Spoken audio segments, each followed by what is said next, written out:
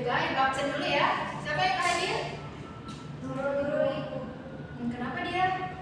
Dia izinnya sakit, Bu. Sakit ya. Terus siapa lagi? Kabil Ibu. Kabil kenapa? Dianya sakit juga. Oh, sakit gigi ya? Iya. Oh ya, oke. Kabil. Ada lagi? Saya Bu. Oke, baik.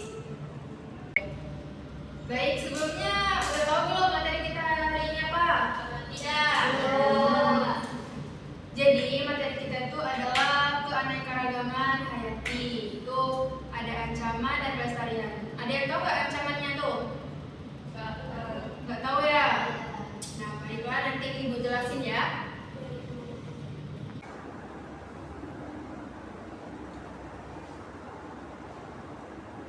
Baiklah, di sini Ibu akan menjelaskan tujuan pembelajaran kita dulu ya.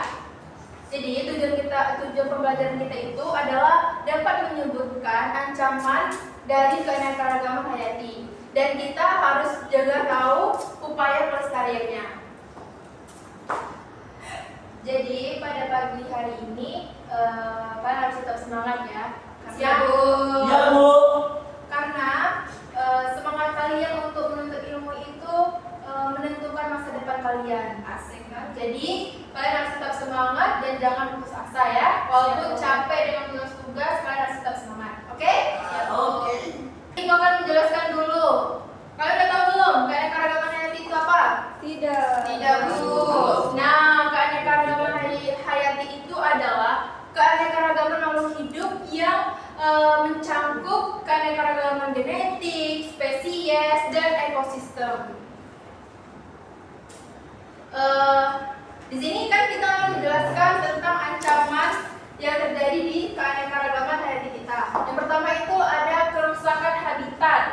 Nah, di situ ada hutan ditebang atau pengambilan fungsi lahan. Contoh yang ada di gambar samping ini. Ini tidak boleh dilakukan ya, itu bisa merusak keanekaragaman hayati kita. Jadi selanjutnya itu adalah pemburuan liar. Jadi pemburuan liar itu tidak boleh dilakukan ya, karena itu akan merusak spesies langka yang ada di hutan-hutan kita, yaitu hewan seperti badak bertulang satu, orang hutan, dan harimau. Selanjutnya itu adalah pencemaran lingkungan. Nah, anak-anak semuanya itu pernah nggak membuang sampah sembarangan? Pernah. Astagfirullah, tidak boleh ya. Itu bisa merusak sungai-sungai kita. Itu bisa merusak keanekaragaman hayati kita. Itu tidak boleh anak-anak yang dilakukan. Kita harus membuang sampah pada tempatnya. Baik, Bu. Gitu ya Reza, jangan buang sampah sembarangan. Iya, Bu. Oke. Selanjutnya ada kebakaran hutan. Kalian tahu nggak penyebab kebakaran hutan itu apa? Nggak tahu ya. Jadi itu bisa aja karena ulah manusia. Misalnya dia membakar sembarangan, terus membuang puntung rokok sembarangan. Itu tidak boleh anak-anak. Itu bisa merusak keanekaragaman hayati kita. Contohnya seperti ini. Hewan-hewan itu kehilangan habitatnya. Jadi itu sangat mengancam keanekaragaman hayati kita ya. Itu tidak boleh dilakukan. Jadi selanjutnya ada perubahan iklim global. Nah, di sini ada misalnya kadang kita cuaca hujan, cuaca panas kan? Iya, Bu. Hujan itu bisa mengakibatkan banjir kalau terlalu sering, kalau musim Iya. hujan ya. Nah, itu bisa membuat hewan-hewan kehilangan habitatnya, bisa migrasi, kadang bisa ada yang mati ya. Itu bisa mengancam keanekaragaman hayati kita.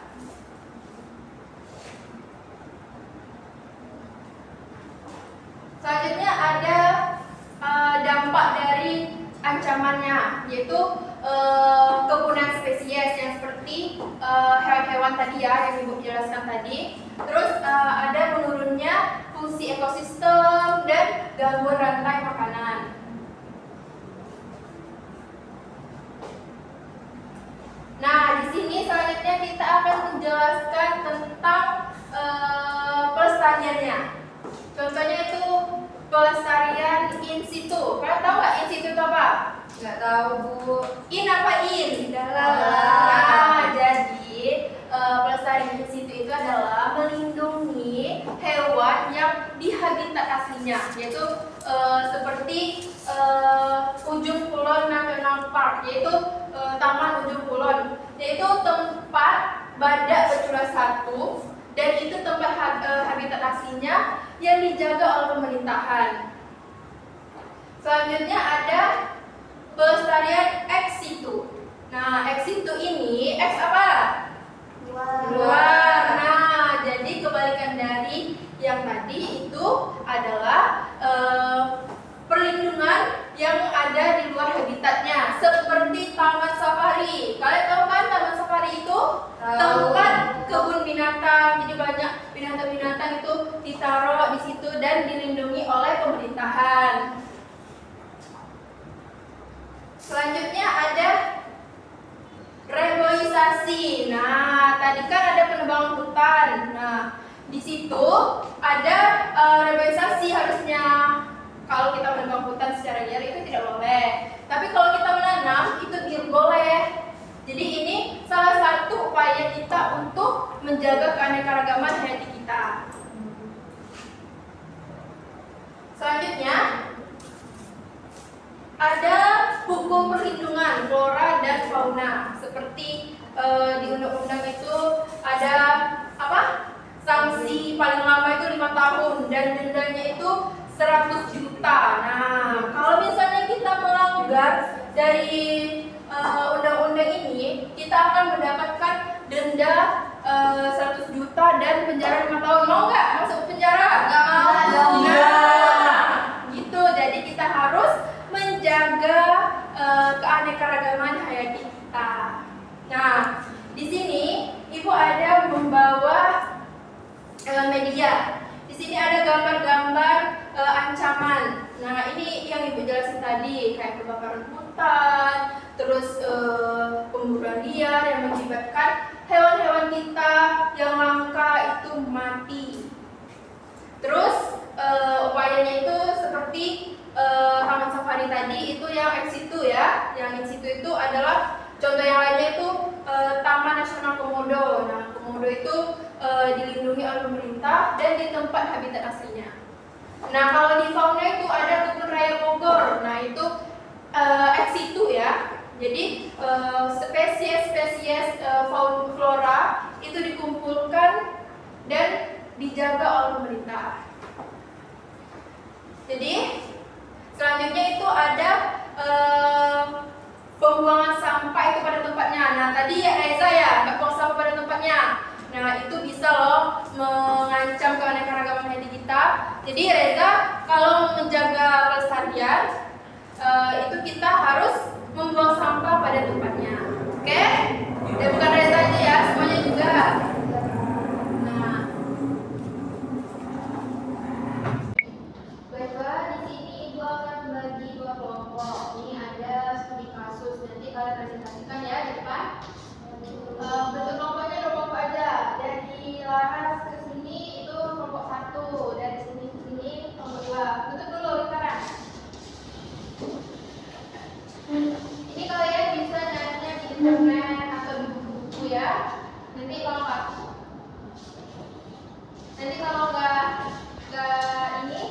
nggak paham, silakan tanya Ibu. Ibu ini. Dipresentasikan terpas ya.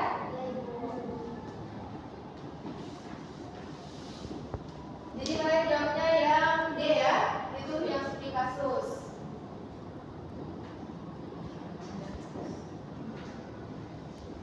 Ada yang mau ditanyakan nggak? Ibu, apa kan?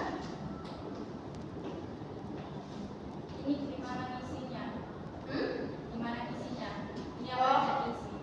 Ini nanti kan kalian menganalisis semua pada ilmu ini kan mengalami studi kasus keanekaragaman hayati. Nah, kalian itu harus menganalisis gimana cara mereka tuh menjaga keanekaragaman hayati. Oke, baik. Terima kasih Bu. Ya. Nanti isinya di belakang aja ya. Oke. Ini udah paham? Sudah Bu. Kasih waktu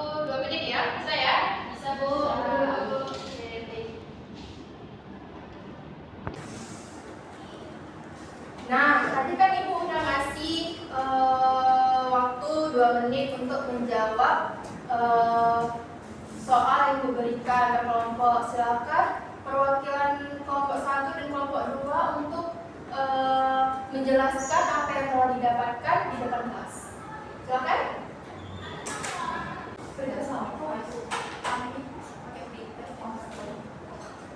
Baik, siapa? Elsa ya? Kelompok saya. Silakan.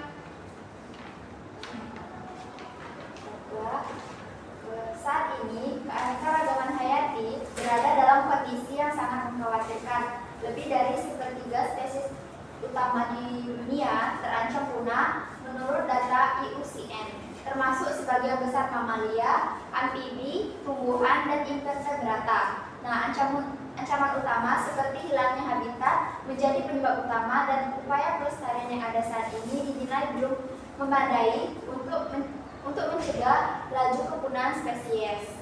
Saja Ibu. Oke, bagus, good job. Jadi beri aku dulu kan kelompok 1. Selanjutnya kelompok 2.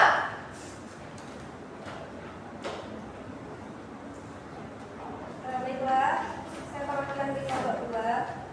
Hasil yang kami dapatkan yaitu data dari USN menunjukkan bahwa dunia itu sedang menghadapi krisis keanekaragaman hayati yang sangat serius. Tingginya jumlah spesies yang terancam punah menjadi cerminan langsung dari kerusakan ekosistem akibat ulah manusia seperti deforestasi, urbanisasi, pencemaran, dan perubahan iklim. Nah, ini bukan hanya persoalan lingkungan, tapi juga menyangkut masa depan pangan, kesehatan, dan kestabilan sosial manusia. Oke, bagus. Beri aku dulu buat kelompok 2. Nah, jadi dari studi kasus tadi itu para ilmuwan itu sangat kecewa ya, karena banyak punah dan dianggap tidak serius oleh pemerintah. Jadi itu tidak baik ya. Jadi untuk kelompok 1 dan 2 itu sudah bagus jawabannya, Ibu suka. Terima kasih, Ibu. Ya, sama-sama. Oke, nah setelah Ibu jelaskan panjang lebar dan teman-teman kita sudah menjelaskan juga tadi hasil dari kelompoknya. Apakah ada yang ingin bertanya? Tidak ada. Tidak ada ya. Jadi kalau tidak ada Ibu, jadi yang bertanya takut. Makanya kalau udah nggak ada yang mau bertanya berarti udah tahu dong. Jadi Ibu akan bertanya. Ini mudah kok. Nah, kalian kan seorang pelajar. Bagaimana sih kalian menjaga keanekaragaman hayati? Tidak menebang pohon sembarangan. Oke, bagus. Siapa lagi? Tidak membuang sampah sembarangan. Nah, bagus. Lagi? Daur barang bekas Ibu. Nah, bagus. Good job. Jadi, jawaban Ananda semua itu betul. Berarti kalian sudah paham ya? Iya. Ya, bagus. Kalian udah paham kan apa yang disampaikan tadi? Nah, kalau sudah pasti ada yang bisa menyimpulkan dari materi kita pada hari ini. Silakan siapa yang mau? Saya Bu. Bagus ya. Lola silakan. Ini kesimpulannya adalah keanekaragaman hayati memiliki peran penting dalam menjaga keseimbangan ekosistem dan menyediakan berbagai kebutuhan hidup manusia. Namun saat ini keanekaragaman hayati menghadapi berbagai ancaman serius seperti kerusakan habitat, pencemaran, perubahan iklim, dan yang lainnya. Untuk mengatasi hal tersebut, upaya pelestariannya perlu dilakukan secara menyeluruh melalui perlindungan habitat, konservasi, edukasi masyarakat, serta penerapan pembangunan berkelanjutan. Nah, pelestarian tadi itu penting demi menjaga keberlangsungan hidup di bumi bagi generasi sekarang dan yang akan datang. Oke, good job. Bagus. Jadi pada hari ini sudah mau keluar ya, udah bel udah berbunyi. Nah, kalian tuh harus menjaga keanekaragaman hayati kita. Dan kalau misalnya ada orang-orang yang membuang sampah sembarangan, itu harus dilarang ya, tidak boleh. Siap, Bu. Ingatkan. Siap, Bu. Iya, Bu. Ibu akan memberikan tugas. Nah, tugas kalian itu membuat video ya. Ya, Yang Bu.